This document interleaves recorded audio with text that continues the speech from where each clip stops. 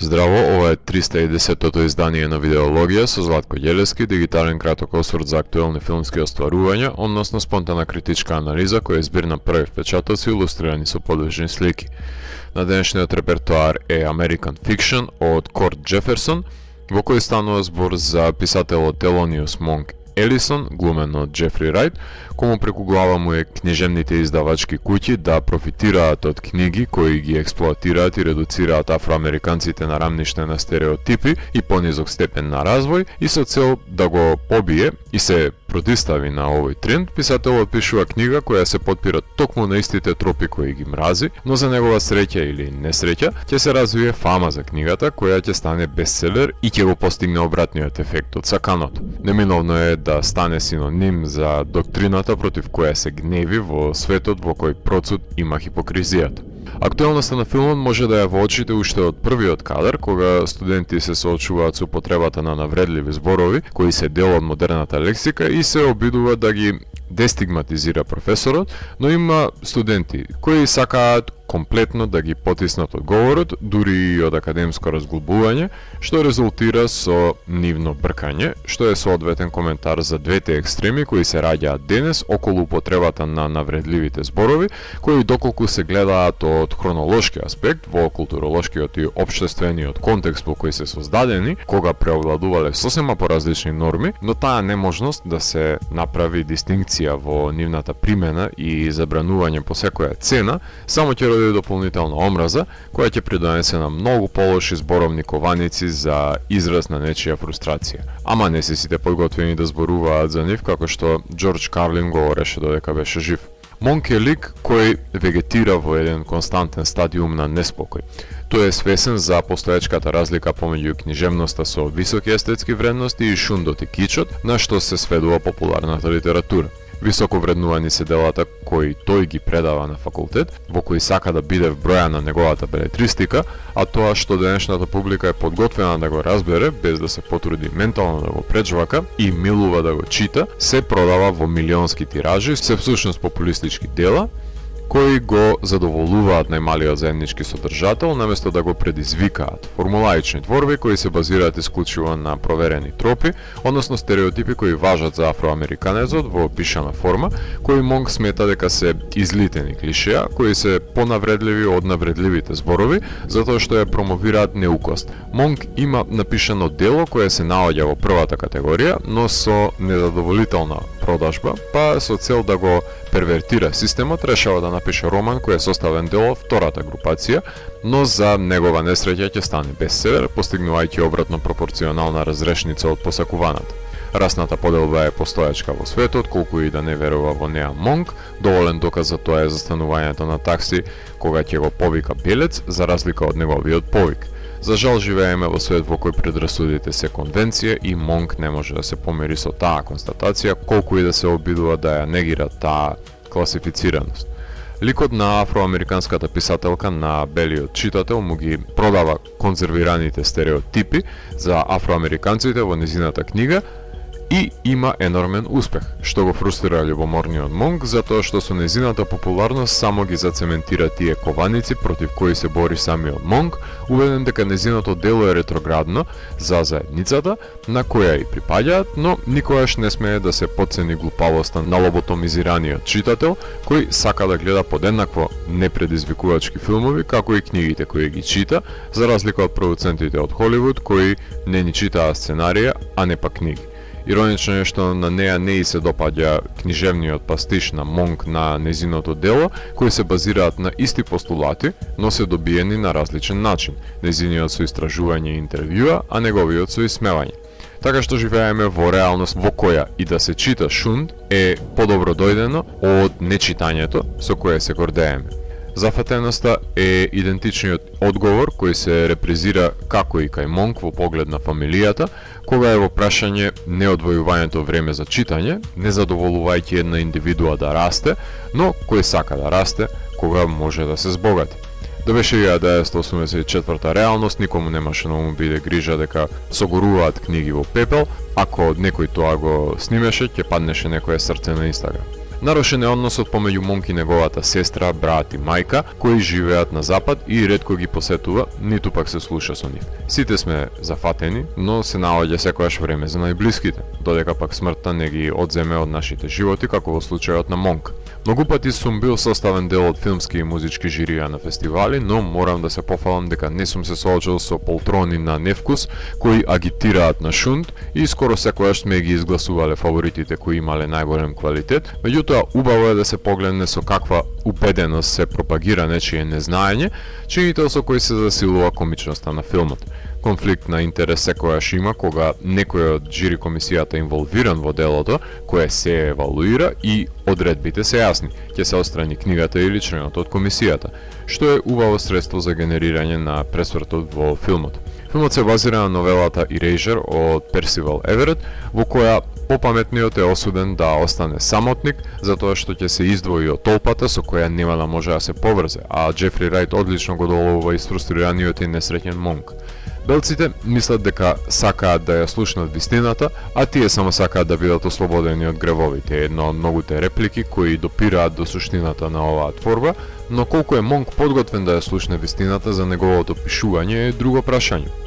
Уште една клучна сцена е конфронтацијата на Монк со популарната писателка која е задоволна со задоволувањето на побарувачката на пазарот со незините стереотипи, обвинувајќи го Монк дека неговиот проблем е во односот со белците. И таа и тој сметаат дека двајцата се дел од проблемите против кои се борат, таа против сувопарниот академизам, тој против ниската литература.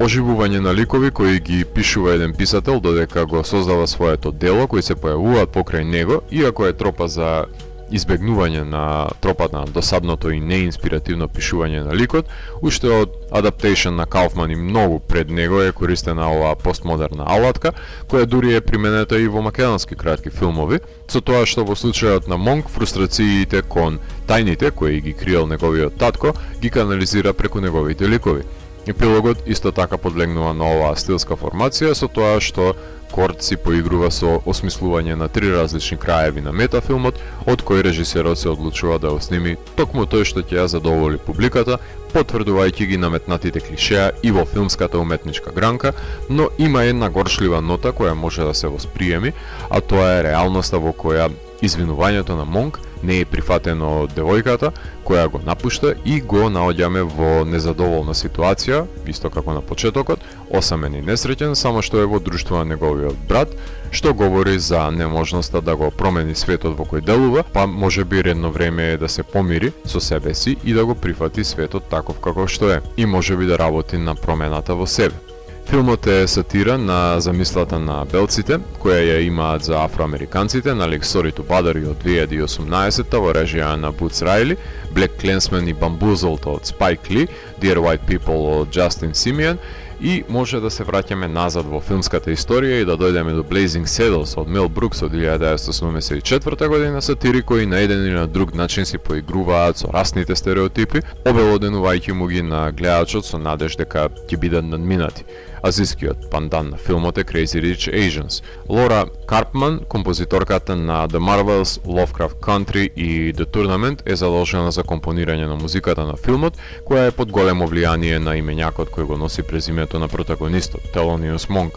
само што прави нејзина поконвенционална итерација на импровизациониот бибоп пианист, меѓутоа вистинското освежување е кога ќе се слушне џез во Оскар бейт филмовите, без разлика на инкорпорирањето на класичната свита во придружба на пианото во неколку вињети, во други гудачката свита дава текстура на водечките дувачки инструменти кои ја предводат џез основата, во некои преовладува синтот, во други акустична гитара, но насекаде се распространети џез наличијата кои соодветствуваат со тематскиот избор, доколку ги земеме како музички еквивалент на протагонистот, кој се обидува да го најде своето место во конфузната денешница, која е мелтинг pot на различни стилови кои се обидуваат да кохабитираат и на овој скор и дуалитетот помеѓу народскиот џез и елитистичката класична музика, што е предмет на различните стилови на пишување на Монк, тоа што тој сака да го пишува и тоа што народот сака да го чита, но ова се само мои проекции за оправданоста на компонираната музика,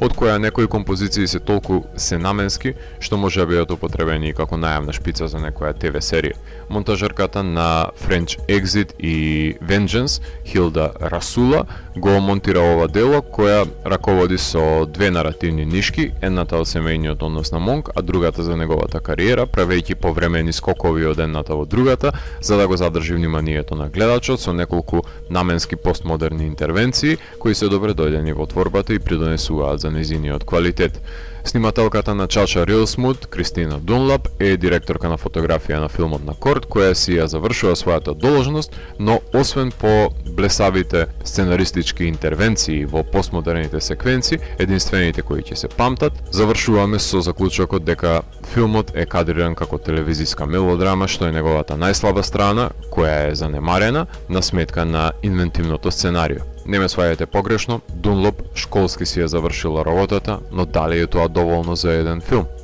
Во секоја епизода од Видеологија се обидувам да воспоставам компаративна согледба помеѓу актуелниот филм и претходните филмови на режисерот, но невозможен сум во таа практика што ме опрашање режисерско деби и како гледачи не сме запознаени со еволутивниот тек на стилското изразување на авторот, бидејќи режисерот Корт Джеферсон досегашната кариера во индустријата ја изгради на полето на телевизијата, односно тој беше сценарист на епизоди од ТВ сериите Masters of None, The Good Place и Watchmen, и во крстопатот на овие серии можеме да го детерминираме неговиот подпис и пред се интереси, земајќи и комичните агенси на првите две серии и социјалната ангажираност на новата итерација на Watchmen, за да го добиеме успешниот рецепт на кој се темели American Fiction. Кај мене важи непишаното правило кога се опрашање автори кои доаѓаат од светот на музичките видеоспотови и рекламите, или како во случајот на Корт од телевизијата, со себе да понесат одличја кои се својствени за медиумот во кој работат, кои многу ретко го наоѓаат своето соодветно место во филмската естетика, особено ако се базираат на навики на кадрирање без да поминат ни соодветно адаптирање низ филмскиот јазик, што знае да го деградира квалитетот на фотографијата во еден филм, сведувајќи ја исклучиво на невозбудливиот план-контраплан